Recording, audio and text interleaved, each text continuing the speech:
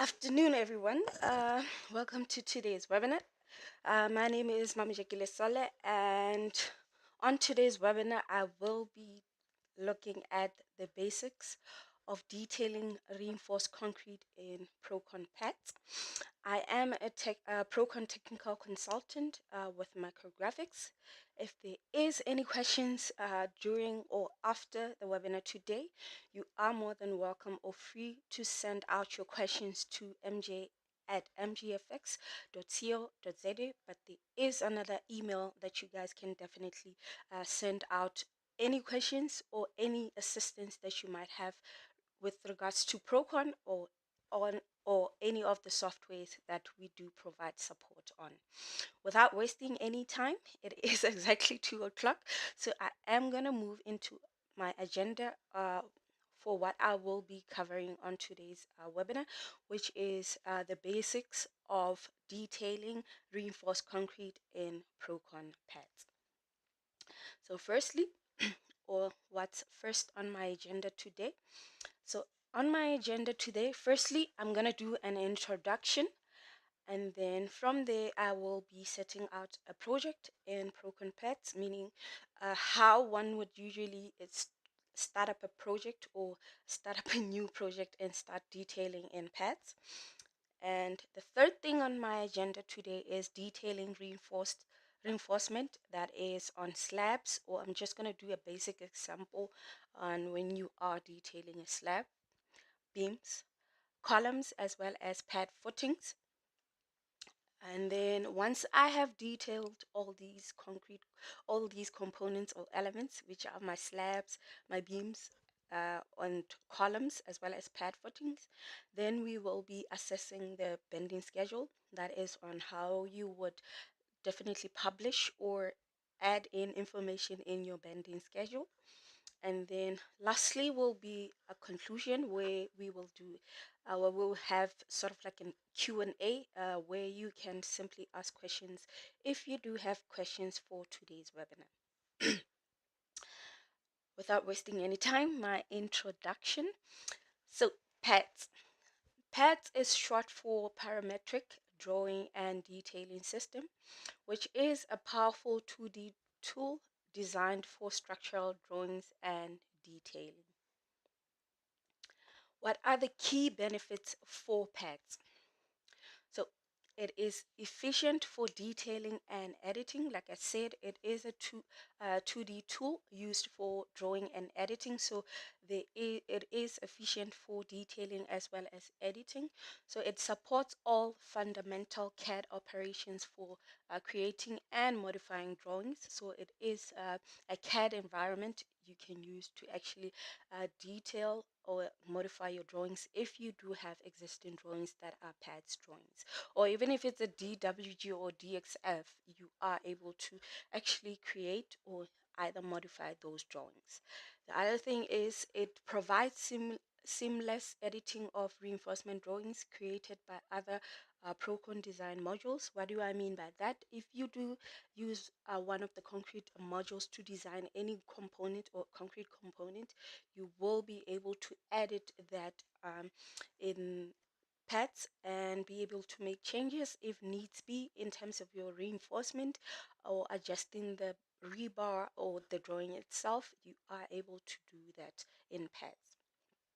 The other thing that is a key beneficial for using PADDS is it it automatic it's automatic scaling and reinforcement detailing features.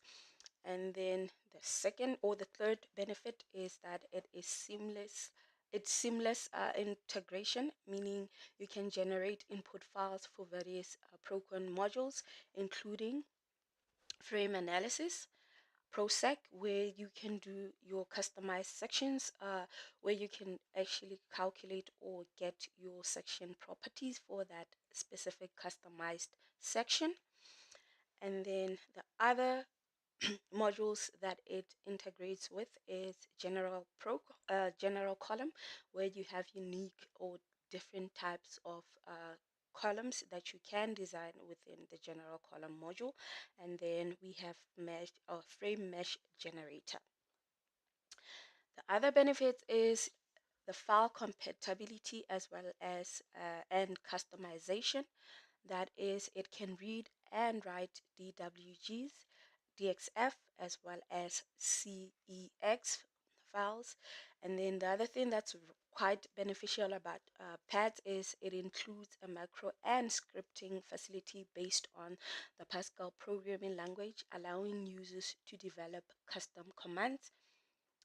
And then the other benefit is, or the other key benefit with PADDS is it supports detailing codes. So there are different detailing codes that are within PADDS. So PADDS supports various international as well as South African detailing codes. And these codes include BS 4466 for 1989, and then the BS 8666 for 2005, and the other one that PADDS does support, or the detailing code that PADDS does support in terms of South Africa, it is the SANS 828 for 2004, and then there is SANS 282 for 2011. So you can either use one of the two, or you can use these two international code detailing codes if you need to. Now, setting out a project in Prokon PADDS. So firstly, you can create a new project, or you can open a new empty project. And then from there, what you do is you start off by setting your units as well as your drawing standards. That is your line parameters, the paper size you want to use, as well as the layout for that paper, either landscape or portrait, depending on what you prefer as the person who is detailing. And then the other thing is you can import, or you can define structural geometry, meaning your slabs, your beams, as well as your columns and pad footing. You can either import the outlines for all the components or elements that you want to actually detail in PADDS, or you can simply start off by defining those structural geometries for your components if needs be. So there is one way, or there's always a way to actually detail within Prokon PADDS. So if you want to start off by importing a DWG or DXF, that is entirely up to you as the detailer, or you can define the structural geometry yourself. And then the other thing is layer management. This is very important in terms of you can have different layers for different components within your drawing. That is layers for your slabs, your beams, your columns, so that you can put all these in different layers if you need, because sometimes what happens is the scale for your layers might not be the same. So you might end up having different scales for different layers, and that is why layer management is very important when you are setting out a project in PADDS. And then you can also establish any grids and levels. That is, if your building has so many levels, or it has grid lines that you would love to use in your drawing. So like I said, it is a CAD environment, so you can actually provide or produce standard working drawings in PADDS if needs be, right? Then the next thing, the first thing that we are going to do, but before we start detailing any reinforcement, we can simply open PADDS and start defining. If I go back there, we can start creating a new project and then set up our units and as well as our drawing standards. And then once we have also established the layers that we're going to use for our for today, or what we're going to do today, then we can start detailing our slab. So I'm just going to open navigate and open PADDS, and the first thing I'm going to do is I'm going to go to new. I can simply navigate to the file tab and click on new, or simply go to the shortcut which is that part over there, and simply open a new folder.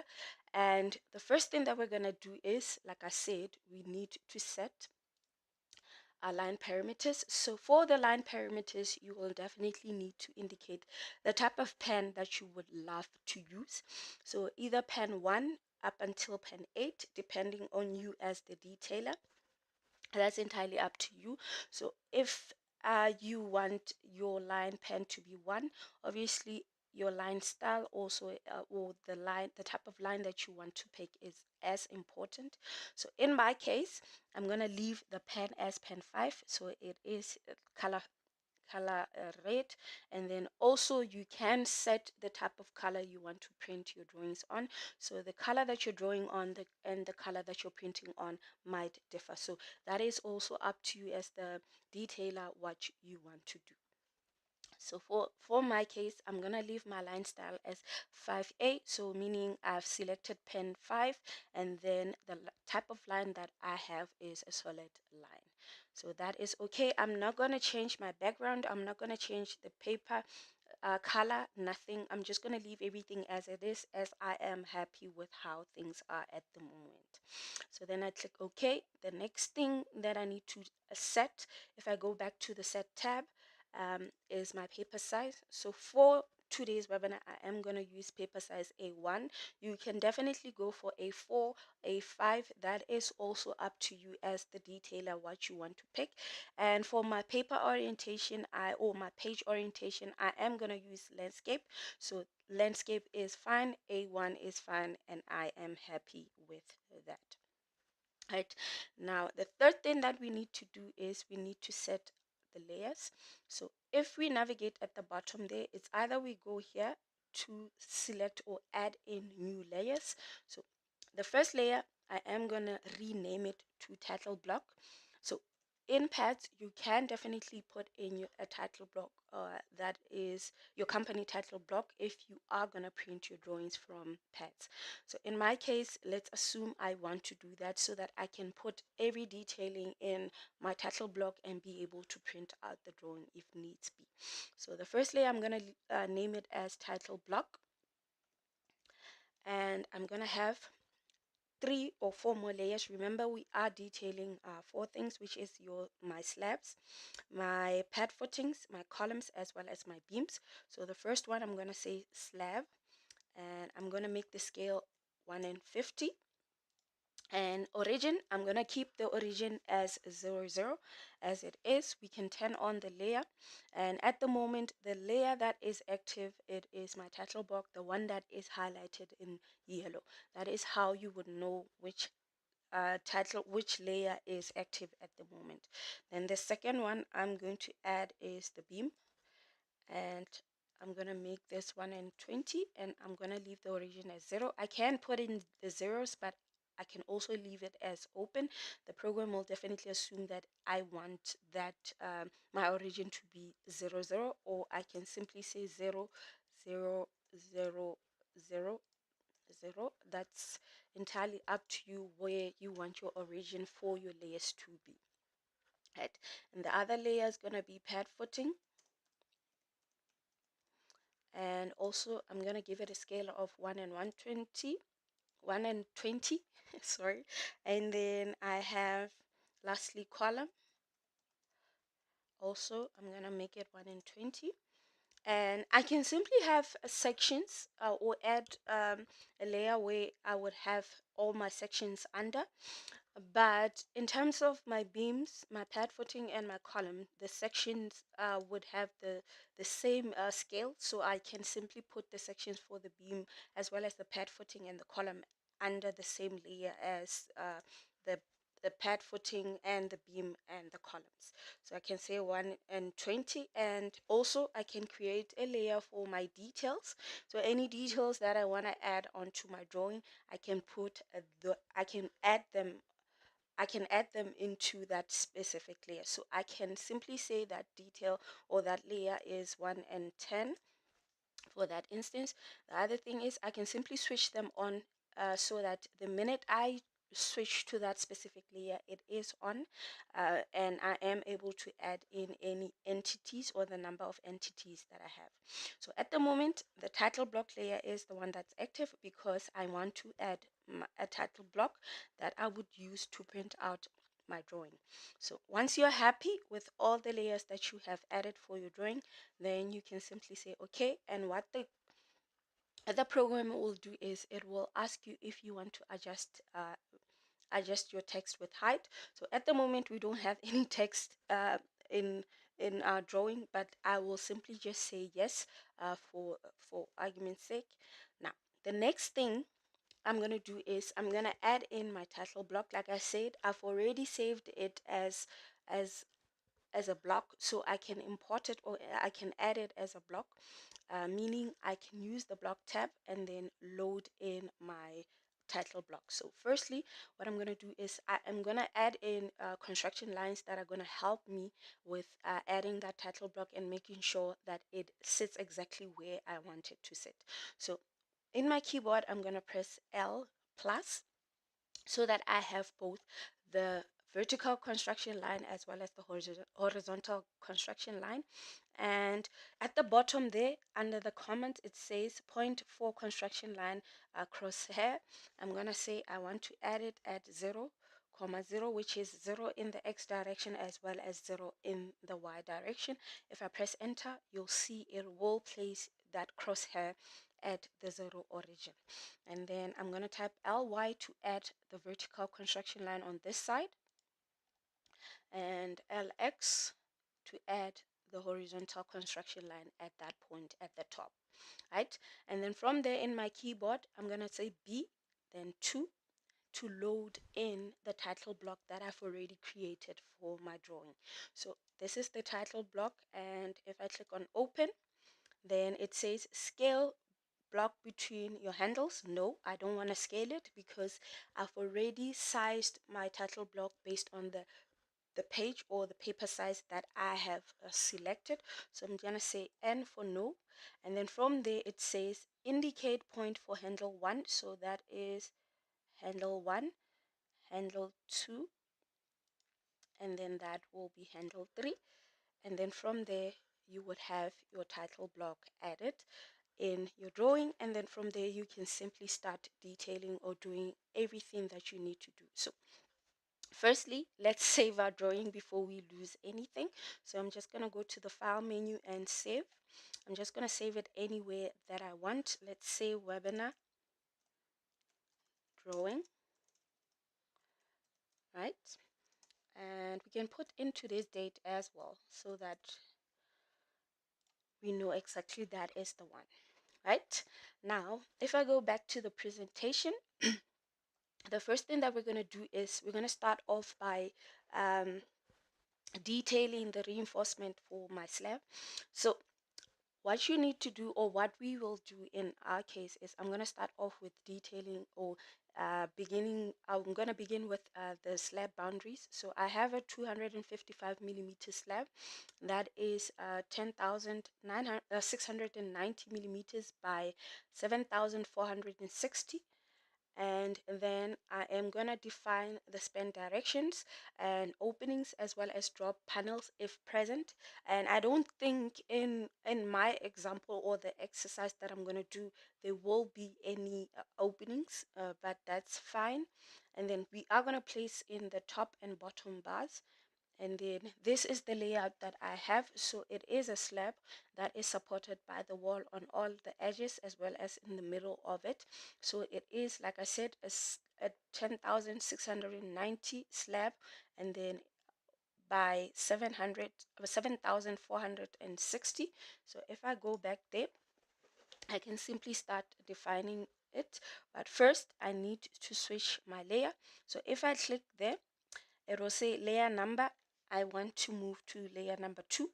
So I press 2 on my keyboard and press enter, and you will see it will switch from my title block to my slab layer, meaning I am now working under the slab layer. Anything that I now start detailing, it will fall under my slab layer.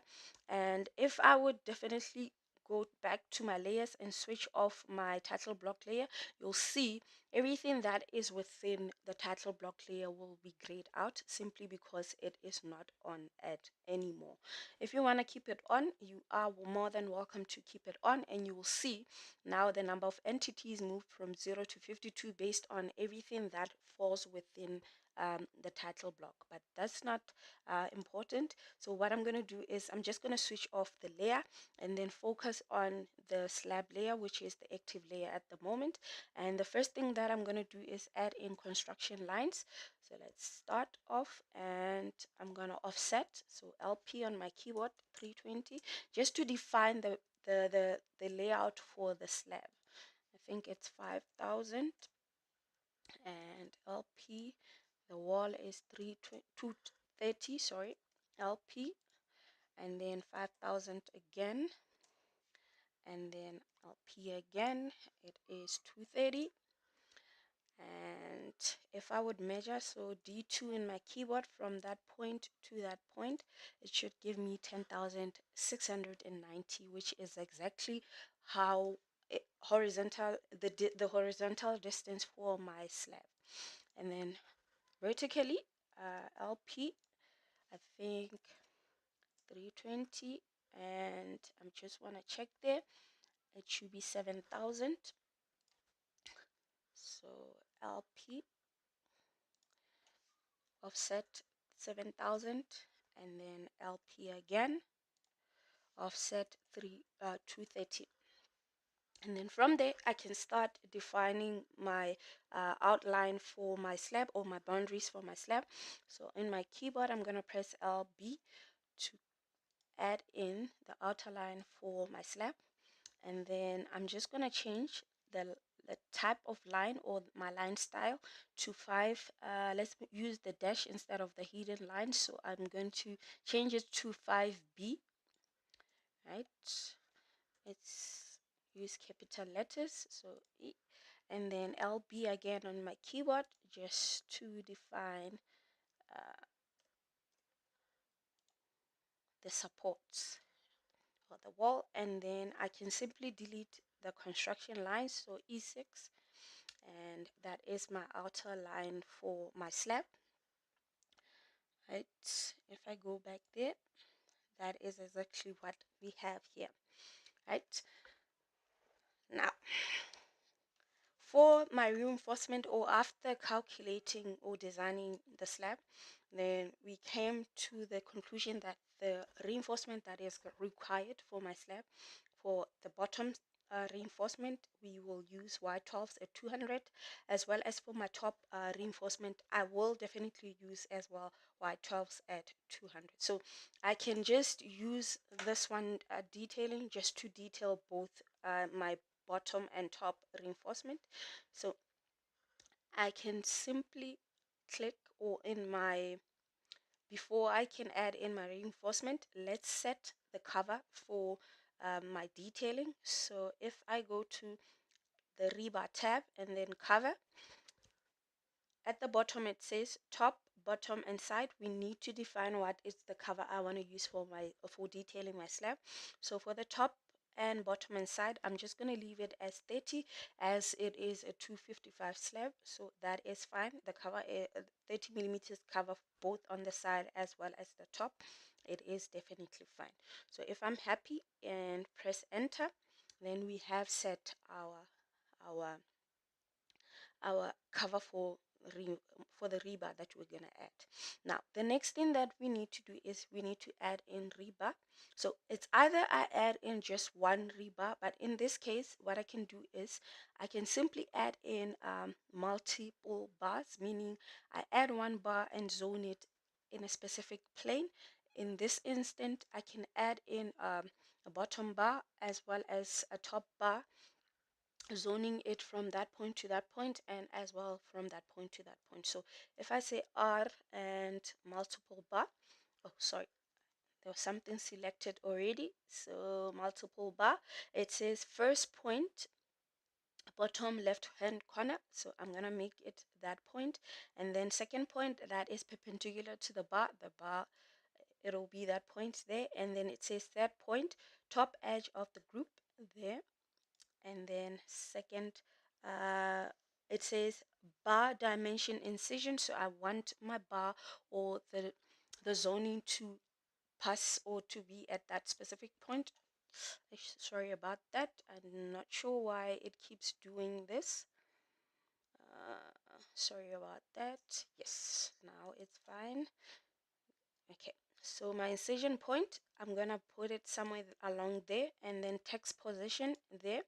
And before you can add your bar, right, what you need to do is you need to select the still type, the rebar properties, as well as you need to indicate if you want your bars to be reduced with cover.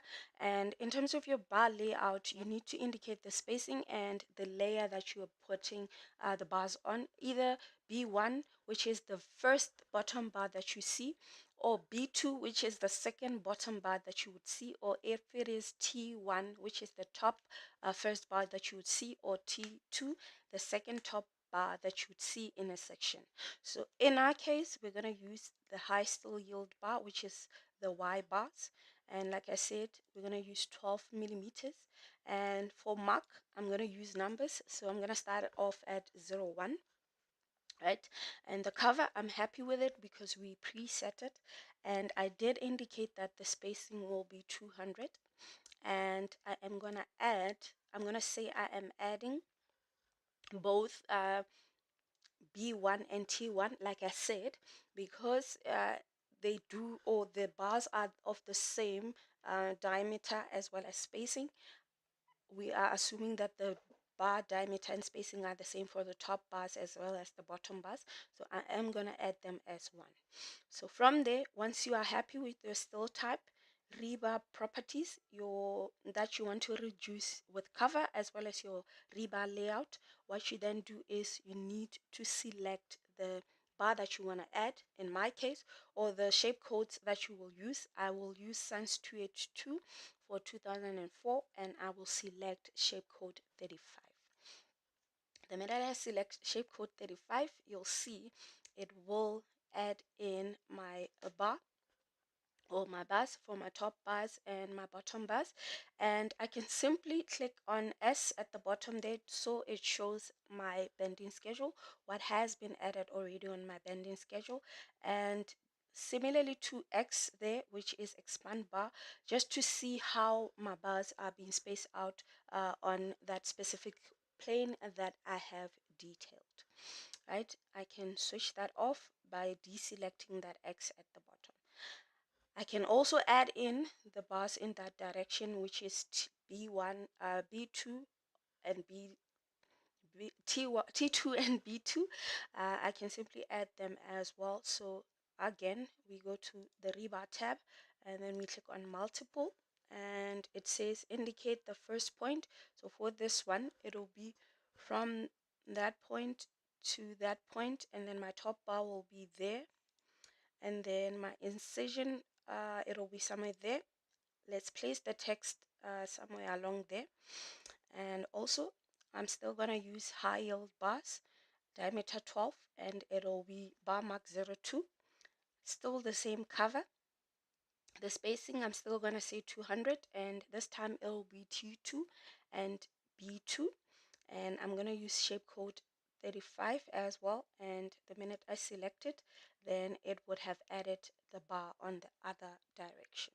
Right, so if I had, or if I wanted, I could have used another option, which is my area zone, where I would definitely detail it without manually adding the bars in different direction. But that's another topic for another day, on how you can add in your slab detailing if you are using the area zone option. But if you want to use the multi-zone bar, this is what you would do. The other thing is, for the slab, you can definitely add in stools, especially stools at the bottom of, for your bottom rebar, where you would simply place them in two bars. We can add it, but for today's exercise it's not necessary. But obviously most of the time you would need stools for your slabs, especially for your bottom reinforcement. So on your bending schedule, you can simply say slab, and that is just one slab. Right, so that is basically it. I can add the stool, so let's say LX, let's say, because I know for the stool or the length of the stool, most of the time it is 1.5 times the bar diameter plus 100, and you would need, because we know that the slab is 255 millimeter deep, then you would offset 25 to get the height, right? And then the length, like I said, is 5 times the spacing. So our spacing is 200. So 1.5 times 200, that will be 300, then plus 400. So the stool length should be 400. So maybe let's offset 450, I think. Yeah. And then depending on how you are going to place them, either at the bottom or at the top, then the legs for your stools might be longer than what I might have them as today. So I'm just going to add them as though they will be sitting at the bottom, so the legs wouldn't be as long as when they're sitting at the top, meaning they would cover, if I can show, based on the South African Standard Code, yeah, if I can show, it does show, depending on the type of stool that you want to use, if it's going to stand on a work form or if it will stand on the lower bar of your bottom mat, then that is how it would sit. So it will be the length where it needs to cover the 2 bars, and then also the legs need to cover the 2 bars as well. So depending on how you want to detail it, that's entirely up to you. But obviously if you're putting them at the bottom, then this is how it would be. So this plus this length and this length might be the same in essence. So if I go back to rebar and let's add in, oh yeah, in my keyboard I can just type in RB, and for this we can just put in, maybe let's say diameter 8 millimeters, and we can use just a mild steel bar for the stools. 8 diameter or 10 millimeter diameter will be good as well. And then we are going to use shape code 86 83, and then you can place it from that point to there, and then you can say R1, and then we can put in the text somewhere along there. Okay, I should have called this maybe S1 because it's a stool instead of a normal number. And that is one. And the number of these, they will be placed at 1 meter squared of this specific area of the slab. So you can always add in the number of stools that you would require for that specific slab. So that is how you would detail your slab. So the next thing, let's move on, will be the beam.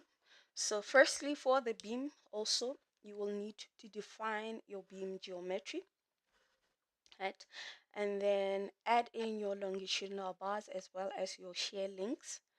And then if you want to add in any curtailment as well as any lapping, if you are lapping your bars, you will definitely detail them in that manner. Also, you need to create sections for your beams so that you can see exactly how your bars will sit in your beam. So in our case, I'm just going to do a simple beam, or just a simply supported beam that is supported by columns underneath it, and from center to center of the columns it is 7,645. So let's go back to PADDS and actually model that quickly. So I'm just gonna say E6 and delete the construction lines, but first we need to change the layer. I think it's layer number 3 for the beam, yes. And then similar to how we did the geometry for the slab, we need to add in the construction line to be able to actually do the layout for the beam. So I'm just gonna add in the crosshair first.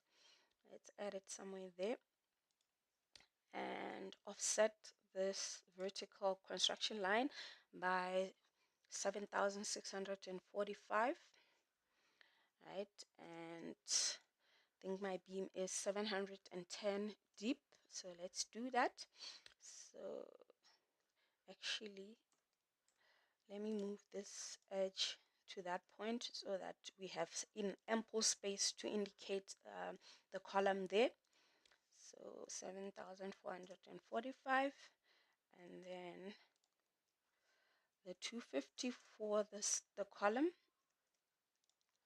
250, and then also offset here 250, 250. Now we are going to, let me just make sure that the line is solid. So 5A, and then LB, just to define the column there, and the other beam, and then let's just add in a line there, and I'm gonna copy this line B3 from there to there, B3, and copy as well to indicate the beam resting on the column, right? And then we can simply also add in the center lines for the column, so that is 5D, and then LL, just to add in the center line, right? And then I can copy this over B3 to that side, right? If I delete these construction lines, this is what we have. I think it's more or less the same. The only thing that we will need to do then is just to add in the grid lines if needs be, but we can simply start detailing our beam. So over there on my bending schedule, I can just say beam, and it's just one beam that I'm going to detail for today's exercise. And then what I'll then do is add in I'm going to start adding in the beam, or firstly I can also show how the section is going to look. It is a 500 by 710 deep column, so 710. So let's make that a solid line again. A, then LB. So that is the section through. I just want to measure from that point to there just to see that I have added or defined the section correctly. Yes, 500 by 710 deep beam. And then I'm just going to delete these construction lines. Now we can start adding the rebar. So it's gonna be a high yield bar, right? That is at the top. I'll have two Y12s, right? So it should be Y12s, and bar mark should be 0.3 from there. And firstly, I needed to define or decide on what is the cover for my main reinforcement. So for that one, I'm gonna make it 50, both at the top, the side. This is not for the stirrup, that's for the main reinforcement. So we press enter once we've defined the cover, and then we go back to rebar to add in the rebar. So we can press RB in our keyboard, and like I said, I'm going to use high yield bars that are 12 millimeter diameter, and bar mark will be 0, and the cover will be 50, and then I am going to use shape code 35. So I'm going to add it. I see I had something selected already, so I'm going to add it again. Sorry. So from that point to that point, and I have my first top bar, and then I'm just gonna type R1 just so I add in the bar. So it says indicate the bar, so this is the bar that I want to define, and then text position, I'm gonna place my text over there, and I need two bars. So let's delete the layer, and you'll see it will add them. So I can also indicate them once I've added the stirrup. That I will do later. At the bottom, I'm gonna add in, or after designing the after designing the beam, it required me to have two Y40s at the corner and then one Y25 in the middle. So I am gonna add those bars. So RB. So I said two Y40s, right? So it will be bar mark 04, and then for them I'm going to use shape code 35, right? And the cover is still fine as well, and I'm going to select shape code 35. So I'm going to add it from that point to there and press escape, and then R1 to indicate the bar. So that is the bar, the text position over there, and I said it should be 2 Y12 Y40s. Yo, I said 21, and then enter. And then I need to add in the second one, or the last one in the middle, which is 1Y25, which I'm going to use a shape code 20 for it. Just change the diameter to 25, and it'll be shape code 20. And I'm going to add it from that point to there, and then press escape, and then R1 to indicate my bar. So from that point, that bar, and then the text will be there. It will be 1Y25. So then we press enter to add it, and the we have the rebar for my beam.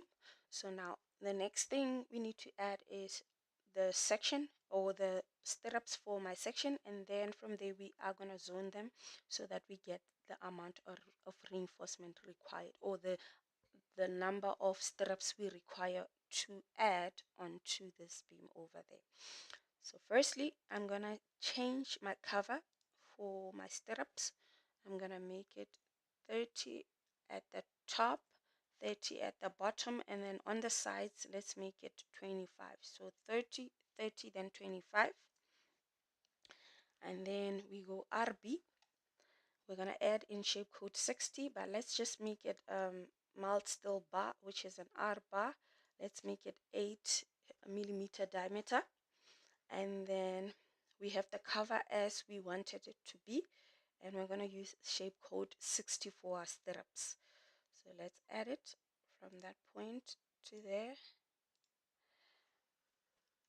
and what I can do is, let's see this, because I need to zone it from that point, because if let's see, yeah, from that point, sorry, yeah, ly again, let's say lx. So what I can do is, if I go to rebar, I can use this to indicate my bar, which is 3 zone. That is to zone 1 bar at a specific zone. So this is what I will use. And then it says indicate bar. This is the bar that I want to zone, and my start zone should be from that point to that point. And then let's place our text somewhere there. And my stirrups, I want them to be 250, and to be spaced at 250. And then it says shrink group and with cover, say yes, and then it will zone that specific bar or stirrup at, then we will know exactly how many stirrups we will require for that specific beam. The other thing is, I would have put in a shape code 20, but still left it as shape code 60, but still zoning it in the middle.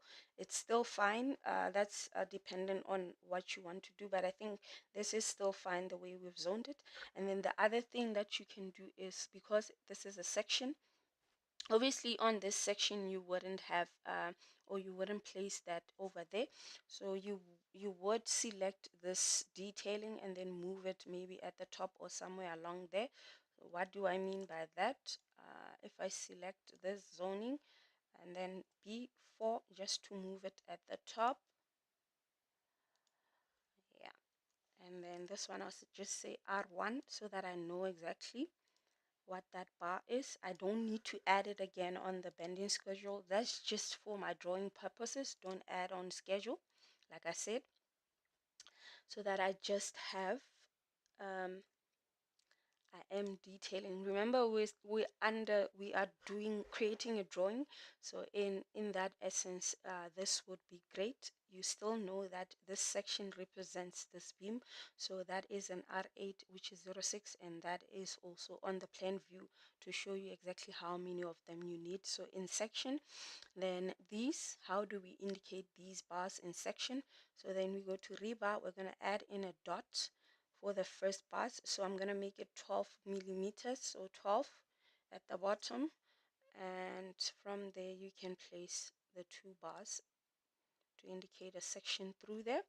Also again, R dot, we need a 40 millimeter dot, so that it shows those two other bars which are 40 millimeters, this one, and then lastly R dot, which is this one over there. So that is a 25 millimeter, 25. So it will be the one in the middle there. So that will be your sections. And then from there, what you can do is you can simply put in text to indicate what these bars are. Right, so E6 just to delete all the construction lines, and that would be your detailing for your beam. So the next thing we can detail is definitely, I think, the column. Let me just move back to the presentation. So the columns, you need to set the columns dimension, add in longitudinal bars and ties, and then you need to adjust the reinforcement per story. That is if you have multiple stories for your your columns continue in a multiple story. Maybe it is a 5-story that has the same columns at each story. And then this is what we're going to detail, just a simple column. So I am going to do that quickly. Also, we need to change the layer. So that is layer 4, if I'm not mistaken. That's pad footing. So it should be layer 5. Right? So that is the column. So I'm just going to use the crosshairs again. Right? Actually, I shouldn't have. So E1 LP, that is 255 to indicate the slab, and then LY, that is LP 500, right? So LP, halfway of the column, and then LP, it is 7,500 long column, so that is where it ends. LP to indicate the pad footing, so 500, 2,500, and then on the other side, yep, that's 1,200. Right, now we can start defining our column. So there, there, there, and there, and there.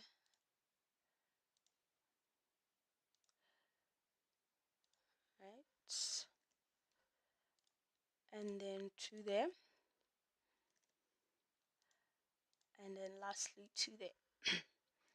Then E6. Right, now we can start defining our column, detailing. Also, let's do the section for a column. Let's make it somewhere there. That is a 500 by 750 column. So LB, right? So let's start off with the rebar. So I'm gonna add in the corner columns or the corner reinforcement. So for them, I'm gonna use shape code 41 for it. So I'm going to use high yield bars, and they will be diameter 20, and the next bar mark definitely will be 07. I see here I didn't use S2, but that's fine. Let's just continue with how it is now. So we are going to use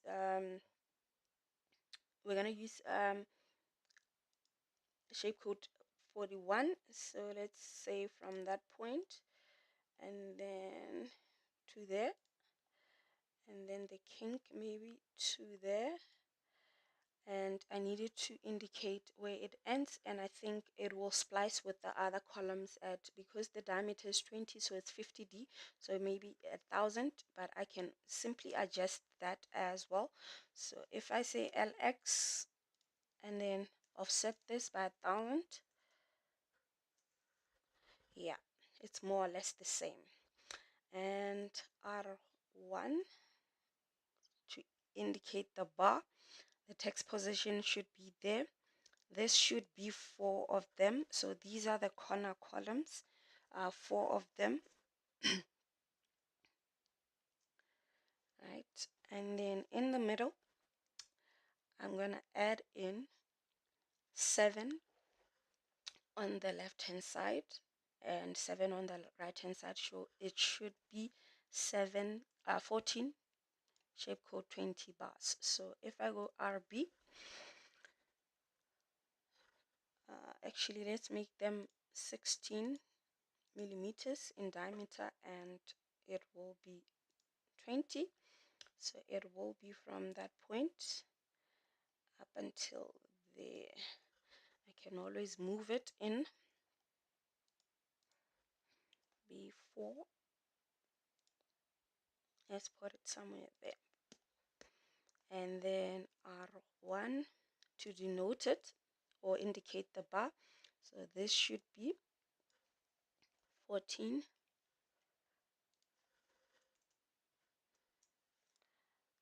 Let's say column 1. Right. And then in the middle there, somewhere along there, we would have the same bar, that is this one, which is shape code 41, so RB, but it will be a 16 bar. So let's say shape code 31. I'm gonna add it the same way to there, and then to somewhere there, and then it extends all the way. Right, let's move it to this side, somewhere in the middle. But I'm gonna find bar, that is bar number 909.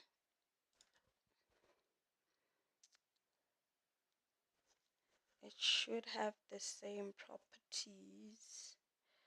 I think there should be 100 1010, if I'm not mistaken. Yes, actually 2. Alright, then R1, there should be 2 of them.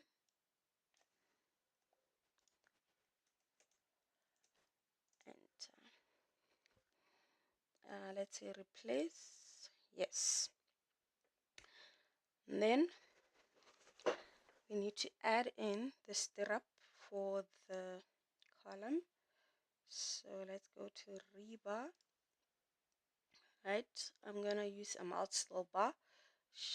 Let's make it 8 millimeter. I'm still gonna leave the way it is, so we're gonna use shape code 60, and let's add it from that point to there, and then there, and then this actually should be zoned from that point to that point to get the number of them. So let's say LY, we can simply move this here so that we are able to zone it. But obviously when you're doing your drawings, that's not what you will do. So R, it will be this one there. So I'm zoning this bar from that point to there, and let's place our text somewhere there, and let's make it them at 200. Let's say yes, and we know how many of these bars we require over there. And B3, I can copy this over here, and we can add or indicate these bars. So firstly, R dot, it is the 20 millimeter bars, so it will be the four corners, 1 2 3 4, right? And then we will have R dot will be the 16, which will be one there and one there, and then we will have 1 2 3 4 5 6 7, 1 2 3 4 5 6 7. So that is what I just indicated now over there. But obviously you would then indicate, and these are the bars that I did definitely indicate over there. And then lastly will be layer 4, where we will be doing the pad footing. So I am just going to quickly go back here, and for the pad footing you will need to define the pad footing geometry as well as add in the top and bottom reinforcement, and then you will need to add in the starter bars and the cover requirements. So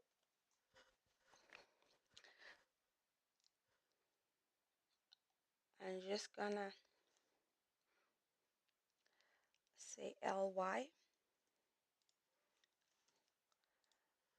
and that is 2500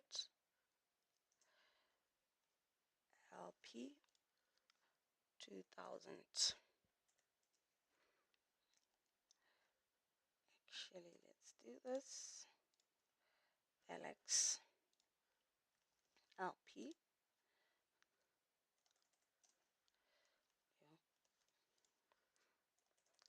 right, a1, and lb just to define the outer line of it, and then rb. Also, let's say we're using y20s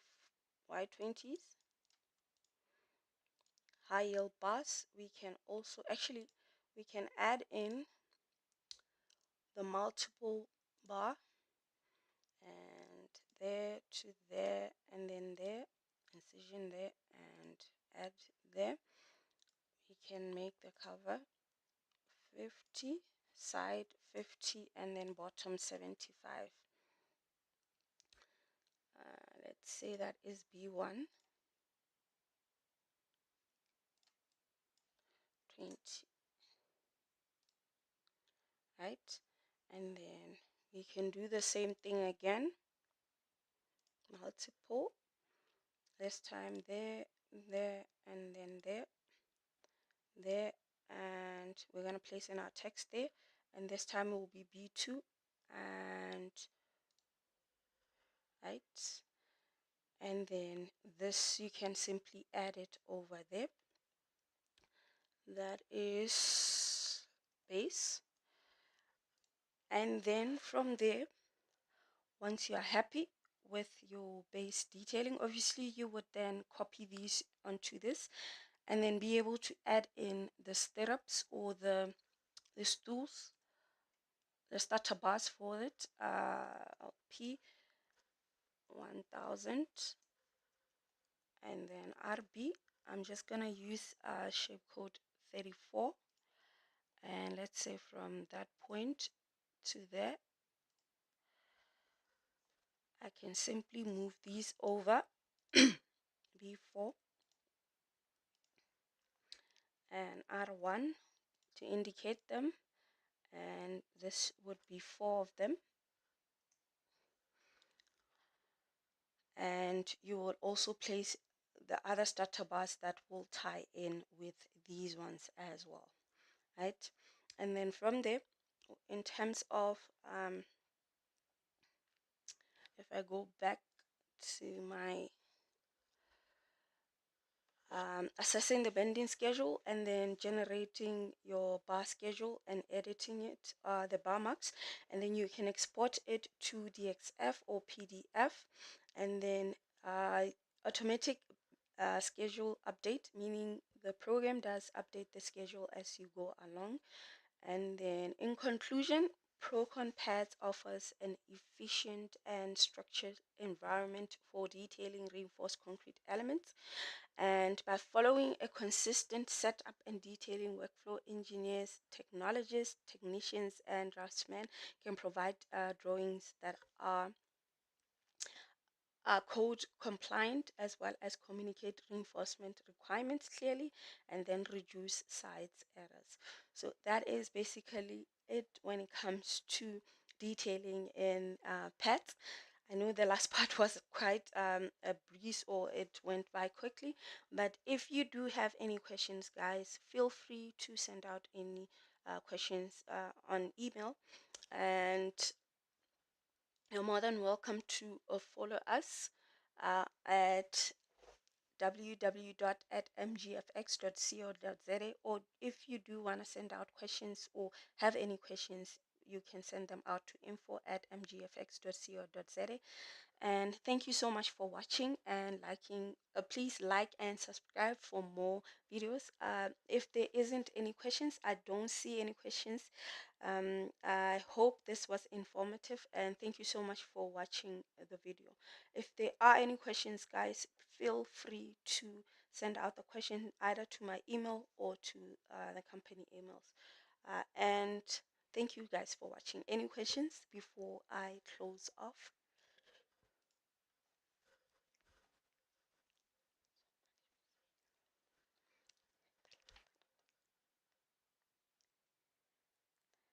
All right, I don't see any questions, so thank you so much, guys. Like I said, if you have any questions with what I did today, please feel free, or anything related to Prokon and all the other softwares that we do provide support on, feel free to email us on at info@mgfx.co.za, or email to myself, which is mj@mgfx.co.za.